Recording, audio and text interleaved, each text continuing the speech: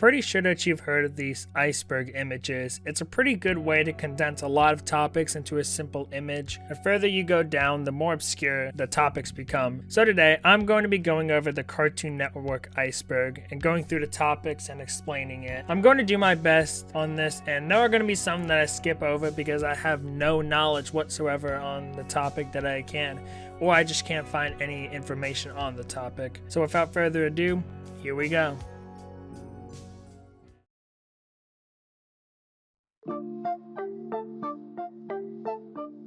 Shared time slots. So this refers to Dexter's Laboratory sharing a 30-minute time slot with two other shows, Dial M for Monkey and the Justice Friends. CN City.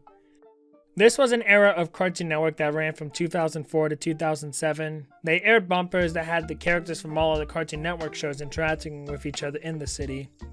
Censored Hanna-Barbera airings. I'm not sure what this is referring to, but I believe this refers to one of two things.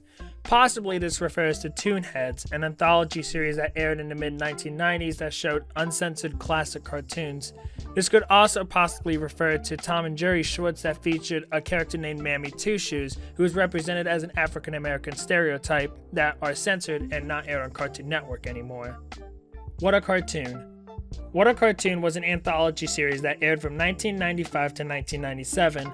The show featured episodes of cartoons from indie animators. The show was hugely responsible for the creation of several Cartoon Network's best shows, including The Powerpuff Girls, Johnny Bravo, and many more. Whoop-Ass Stew. Whoop-Ass Stew is the title of the pilot for Craig McCracken's show, The Whoop-Ass Girls, which would become The Powerpuff Girls. Samurai Jack alternate ending. I believe this is referring to Samurai Jack Season 5, where there is a different ending that was planned in which Jack and Ashi both live and get married. TTG for 34 hours. This refers to a time when nothing but Teen Titans Go aired on Cartoon Network for 34 straight hours. Evil Con Carne. This was a short-lived show from 2003 to 2004. The show was a spin-off of Grim and Evil, which spun off into the Grim Adventures of Billy and Mandy.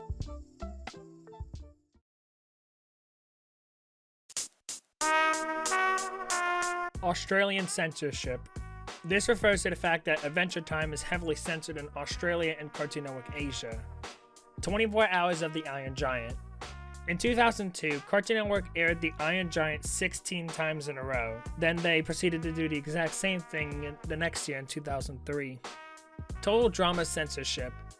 Total Drama and its subsequent spin-offs were all created in Canada, and Canadian censors are more lenient than the States on what they can air, like when Chef cooks beef testicles that was dubbed as beef meatballs, or when Heather lost her top in a challenge, and the times that the characters swore. Whatever Happened to Robot Jones. This 2003 show was about a robot who went to middle school and analyzed the humans in it, and basically just lived life as an average middle schooler. I believe this entry refers to the fact that in the first season, the voice of Robot Jones used a text-to-speech function until the second season, when he was casted by an actual human, Bobby Block. They decided to use Bobby for the second season and went back and dubbed over all of the season 1 episodes for future airings. Episodes with the text-to-speech function are hard to come by on the internet. However, creator Greg Miller claims to have a VHS tape with season 2 episodes that use the text-to-speech function. Dexter's Rude Removal. For a while, there was a rumor that there existed an episode of Dexter's Lab named Rude Removal, which featured rude versions of Dexter and Dee Dee that swore and did other vulgar things. Adult Swim tweeted about the episode, asking for people's opinions on whether it should be released, and they tweeted a link to a now private YouTube video. However, the episode can be viewed in full on YouTube. Hall of Game Awards. The Hall of Game Awards was a short-lived sports awards show that took place from 2011 to 2014. The show was first hosted by Tony Hawk in 2011, then Shaquille O'Neal in 2012, then Shaq and Nick Cannon in 2013 and 14. Silver Spooner was gay. The character of the Silver Spooner in Dial M for Monkey is portrayed as a gay stereotype. This caused controversy as Marvel, the creators of the Silver Surfer, weren't happy with their character being portrayed in that way. The episode is now banned from rebroadcast. Lauren Faust hates Bendy. Lauren Faust, wife of Craig McCracken and writer for Foster's Home of Imaginary Friends, admitted that she hates her character Bendy, who is a one-time character that would cause trouble for the rest of the imaginary friends. Nudes. Noods, spelled Noods, was an era of Cartoon Network that preceded the Fall era and was succeeded by Check It 1.0. These were blank characters that would take the form of Cartoon Network characters when colored. This era lasted from 2008 until 2010.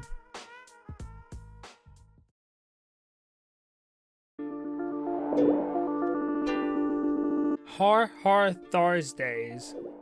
This was a block that lasted from March of 2008 to April of 2010. The block would air on Thursday nights at 7:30 p.m. and air shows like Chowder, Total Drama Island, and Johnny Test. Cartoon Network would make a one-off marathon on September 29, 2009 called Har Har Saturday, which aired from noon until 4 p.m. and aired Flapjack, Chowder, Total Drama Island, and Stoked. Double D's hat. This is referring to Double D's hat in Ed, Edd n Eddy. He's self-conscious and doesn't want people to see what is under his hat.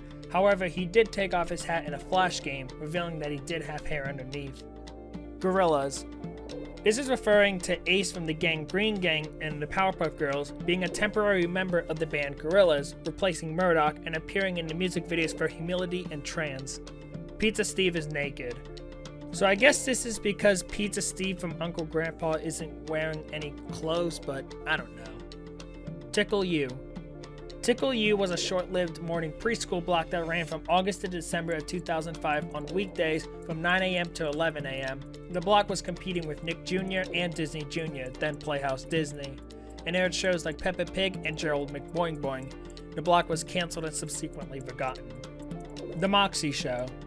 The Moxie Show, also known as the Moxie and Flea Show and the Moxie Pirate Show, was technically Cartoon Network's first original show, created in 1993.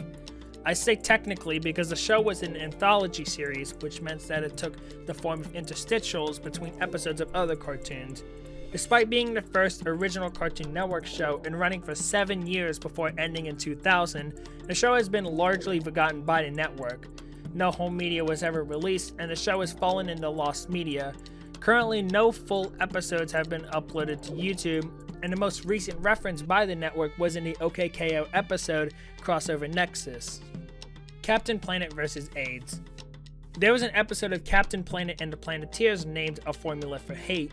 The episode revolves around a high school basketball player finding out that he has contracted AIDS and being exposed for it after venomous scum finds out about it and is trying to spread the disease further. The episode was significant as it was the first time an animated series discussed the topic of AIDS on a serious note, as at the time it was still a disease that was taken as a joke. Sunday Pants. Sunday Pants was a very short-lived series which lasted from October 2nd to October 30th of 2005, making this Cartoon Network's shortest series, only airing 5 of its 13 episodes. The show is unique, consisting of mostly overseas animation. This led to shorts that included swearing, drug and alcohol references, and religious themes.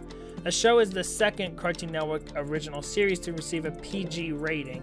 11 of the 12 episodes have been found, while the other 2 were unfinished.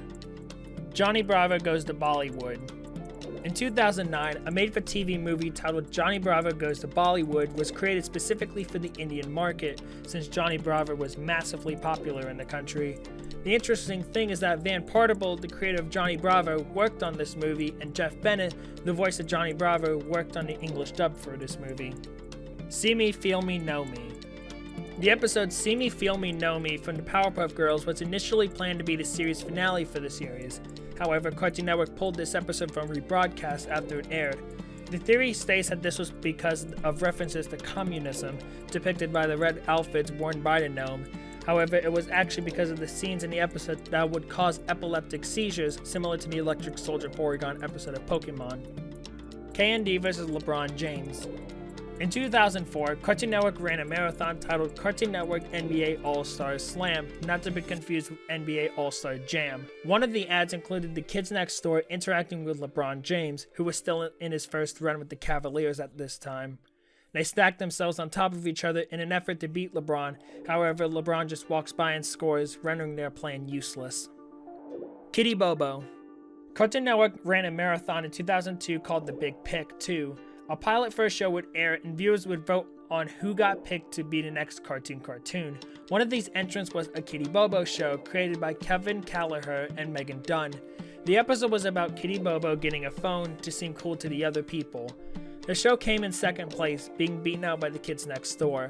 However, Cartoon Network at one time had planned on perhaps greenlighting the show, despite not winning the contest, as Cartoon Network ordered another pilot but ended up canceling it anyway. In 2010, Megan Dunn held a Kickstarter for her new series Chloe and the Stars. One of the perks was access to the Kitty Bobo storyboards. The goal wasn't met and only 2 people received the storyboards, with neither uploading them on the internet. However, in August of 2020, Megan released the storyboards on her Twitter account, which I will link in the description. Roger Rabbit ripoff. In 2006, Cartoon Network produced a live-action animated hybrid Reanimated. The movie is about Jimmy Roberts, who after getting into an accident and requiring a brain transplant, receives the brain of a recently deceased cartoonist, and his creations come alive in his head and act like little voices. The movie was actually a tie-in for a series out of Jimmy's head. The series was in lost media, however, all 20 episodes have been found either in their original state, dubbed, or in their foreign languages when it comes to the 18th and 19th episodes, which have been found in Italian. The Downer. The episode The Downer of The Amazing World of Gumball originally was darker than it turned out to be, as revealed by series creator Ben Boquet. The exact details of the original script aren't necessarily known, but for the writers to completely undo the entire script and start from scratch, it must have been something serious. There was a video of a reading from the original script from Portuguese, but the video is now deleted and no one seems to have archived it. $1 Million K&D Treehouse. In 2003, Cartoon Network ran this promotion called the Ultimate Holiday Wish List. The site had several items that you could buy, like Harvey Birdman's Plymouth Roadrunner for $70,000, a Space Ghost desk and chair for $40,000, or an Ed, Edd and Eddy Jawbreaker machine for $15,000. You could also decorate your room like Dexter's Lab or the Powerpuff Girls for $100,000, but the item that caught most people's eyes was the 4-story, 1-to-1 replica of the Kids Next Door treehouse for a cool, crisp $1 million.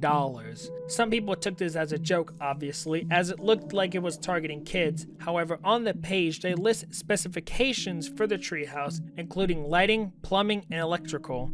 Some people took it as a publicity stunt, but in a New York Post article from 2003, it states that one treehouse would be constructed if someone bought it, meaning that they did have planned this to be real. Regular show acid trip. I believe that this entry refers to the episode Weekend at Benson's, in which Benson is knocked out and Mordecai and Rigby have to go to a party with him, where they get into a spice eating contest with this guy, who gives them the Mississippi Queen, which makes them trip. The theory is that the Mississippi Queen is a substitute for acid, which is why Mordecai, Rigby, and Benson all go through a hallucinogenic episode after drinking the Mississippi Queen. Jim Henson collaboration. I believe this entry is referring to the short-lived series that ran from 1996 to 1998 named Big Bag. The series was a live-action puppet show that was created by the Children's Television Workshop, now Sesame Workshop, the creators of Sesame Street, who worked with Jim Henson. There was even an episode where Elmo visited the show, revealing that him and one of the characters were pen pals. Middle of Nowhere, New Mexico. This entry refers to a theory that Courage the Cowardly Dog actually takes place in a real place in New Mexico named Truth or Consequences. The theory states that the episodes and their plots are loosely related to the murders committed by David Parker Ray, also known as the Toy Box Killer. It's a pretty complicated story, so I would leave a link to a video in the description to a video done by Blame It on Jorge, who discusses the theory and goes more in depth. Ed, Edd and Eddy are dead. This theory states that all the kids in the cul-de-sac are dead and are in purgatory, and that their traits are based on their lives in the real world, such as Rolf dying a farmer, which is why he has animals, and Eddie dying during the Great Depression, which is why he's always obsessed with money. It's a pretty good theory, and I highly recommend you check it out for yourself. Fusion Fall is canon. Fusion Fall was an MMORPG that was playable from 2009 to 2013. The game depicted some of Cartoon Network's characters reimagined as human and gave it a more anime-like art style. The game shut down in 2013, but in 2017, a fan-made revival was created named Fusion Fall Retro, and another game, Fusion Fall Legacy, in production. However, Cartoon Network sued for copyright infringement on April of 2020, which resulted in Retro getting taken down and Legacy being cancelled. Fred isn't a natural blonde. This entry is referring to a deleted scene from the 2002 James Gunn live-action Scooby-Doo movie in which Fred was revealed to have dyed his hair blonde, which would have made it canon in the Scooby-Doo universe. Family Guy precursor. Seth MacFarlane created a short for the anthology series What a Cartoon. This short was titled Larry and Steve, and featured a talking dog named Steve and his owner Larry, both voiced by Seth. An executive at Fox called Seth and asked to make a series based off of the short, which is how Family Guy came to be. Corrupted Power Tower broadcast. The original airing of the regular show episode Power Tower had a corrupted color scheme, with Muscle Man's eyes appearing pink and all the other colors appearing brighter. The episode was fixed to what it is now for subsequent re-airings. Magoozy. Magoozy was a weekday afternoon block on Cartoon Network that ran from 5 to 7 p.m. at first, but then was moved to 3 to 5. The block was similar to Toonami, as it aired more animations from across the ocean like Code Lyoko and Totally Spies, but also aired some of Cartoon Network shows like Teen Titans and Kids Next Door. The block lasted from April of 2004 to June of 2007. Hi Hi Puffy Amiyumi Xenomorph. This refers to a storyboard jam, similar to the Rugrats, in which animators pass around a storyboard page and continue a story to spend downtime, which sometimes leads to some dark things. One of these jams for Hi Hi Puffy Amiyumi depicted a xenomorph and a chestburster from the horror film Alien. The only two pieces we have of these are the two images. Unrelated to this entry, I also found a storyboard of Yumi and Ami kissing. Problem Solvers Seizures. I could not find any information on anyone having a seizure after watching the Problem Solvers. However, this could refer to the very bright and vivid color palette used for the show, which could cause epileptic seizures. CN invaded Nickelodeon. Nickelodeon aired a promo in 2004 in which Double D and Johnny Bravo talk about Cartoon Network and Cartoon Fridays. The promo sounds like a really good marketing tactic, and it's a shame that they don't do this kind of stuff nowadays. Cartoonstitute. Cartoonstitute was a spiritual successor to What a Cartoon, as it was an anthology series showcasing shorts for potential upcoming shows. The show was produced by Craig McCracken and supervised by Rob Renzetti. This show produced 3 shows, Secret Mountain 4 Awesome and Echo Grandpa, both created by Peter Braungart, and Regular Show, created by J.G. Quintel. The series originally planned for 39 shorts, however, only 14 actually aired before the series was canceled. Craig revealed in a post on his DeviantArt account that the main reason for the series' cancellation was lack of funding. Elmore's The Matrix. This entry might refer to the episode The Money, when Elmore begins to glitch out because the Watersons had no money. Bull Ed Over. In 2003, Cartoon Network began a service named Power Play Games, in which people can download games for a free trial, and then give them the option to buy the game after a certain time limit, similar to the Nick Arcade. The service was met with criticism, as Cartoon Network was basically making their free-to-play games now paid. Their solution was to create new and original games specifically for Power Play Games. One of these games, the most sought after of the Power Play Games library, is Bowl Ed Over, an Ed, Edd and Eddy bowling game developed by Skunk Studios. The game was just a typical bowling game, but fitted for the Ed, Edd and Eddy IP. The game bore a striking resemblance to Gutterball Bowling, another bowling game developed by Skunk Studios, which meant that Skunk Studios reskinned the game for Bowl Ed Over. The service shut down in 2007 due to the decreasing popularity of Shockwave games, which meant that all the games on Power Play are now lost, until 2018, when Lost Media Wiki user Tommy S. Shadow made Bowl Ed Over and several other Power Play games available to play on modern Windows computers. JBVO. JBVO was a short-lived spin-off to Johnny Bravo that aired from April of 2000 to August of 2011. The show was done live, with Jeff Bennett providing the voice and utilizing pre-made animation. The show would have Johnny take viewer requests for what they would like to air on Cartoon Network, either through write-ins, their website, or in one instance, a caller named Jennifer asked for Dragon Ball Z to air. Not much is available in terms of full episodes, with only 29 known to exist. There are a couple clips and some promos available online. Tom Dies. Not to be confused with Tom the Cat, Tom refers to the Toonami Operation Module, the host for the Toonami block. Since Moltar stopped being the host of the block, Tom has gone on to be redesigned several times. During the commercial breaks, a story would play out in the world of Toonami. In the first immersion event titled The Intruder, the first Tom, referred to as Tom 1, dies in an explosion.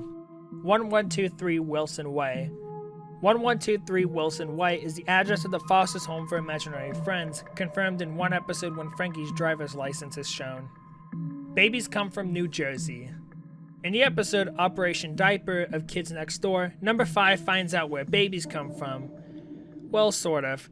She tells number 1 that babies come from, out of all places, New Jersey, and this is his reaction. Wait a second, that's preposterous! Babies don't come from New Jersey! They come from Philadelphia.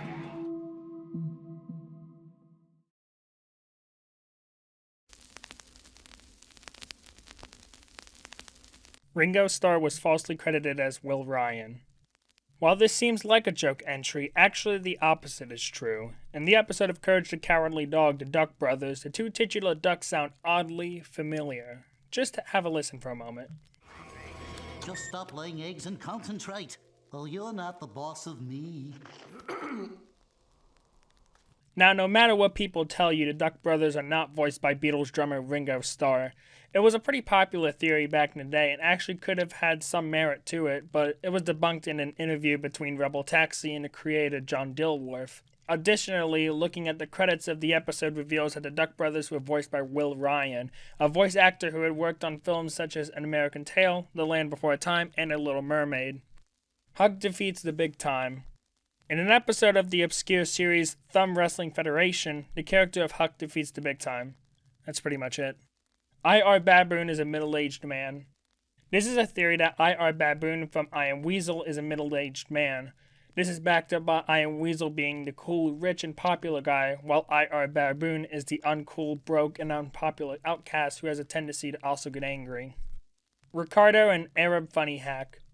On April 27, 2019, the Brazilian, Hungarian, and UK versions of Cartoon Network's websites were hacked by the subreddit Arab Funny. The site would broadcast a video that was made to look like something you would find on Arab Funny, and would also show videos of Ricardo Milos. The same day as the hacks, a Twitter user named Pseudo-Realistic claimed that he was behind the hacks. Jim Carrey Network.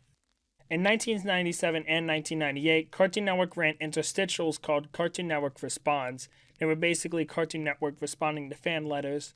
One of these letters was of two parents asking for Jim Carrey to respond, since their child was a fan of Jim Carrey. They said that they don't have a picture of Jim Carrey and should go ask the Jim Carrey Network.